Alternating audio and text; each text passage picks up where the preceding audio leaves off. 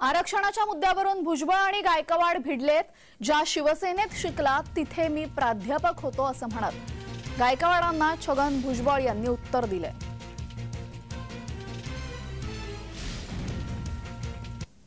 भुजबळ सरकारमध्ये राहून माझ्या मुख्यमंत्र्यांना विरोध करून जर मराठा समाजाच्या विरोधामध्ये भूमिका घेत असतील तर माझं मुख्यमंत्र्यांना आव्हान आहे की याच्या कमरामध्ये लाथ घालून याला मंत्रिमंडळाच्या बाहेर काढा।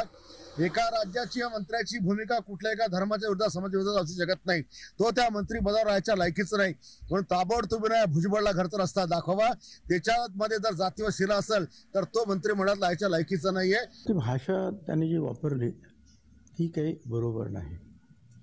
मला असं वाटतं ते म्हणजे आताही शिवसेनेचे म्हणजे पूर्वी शिवसेनेतच असणार। मला त्यांना सांगायचं आहे, अरे बाबांनो, ज्या शिवसेना इन्स्टिट्यूटमध्ये तुम्ही शिकलात त्या इन्स्टिट्यूटमध्ये मी सिनियर प्रोफेसर होतो। भाषा जरा जपून वापरायला पाहिजे।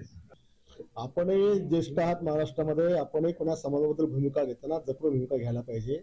आणि राहिला प्रोफेसरचा विषय तर आपले प्रिन्सिपल बाळासाहेब ठाकरे होते, आम्ही पण त्याचे सैनिक आहोत आणि म्हणून कोणती सैनिकाची भाषा कशी वापरायची आम्हाला चांगलं माहिती आहे।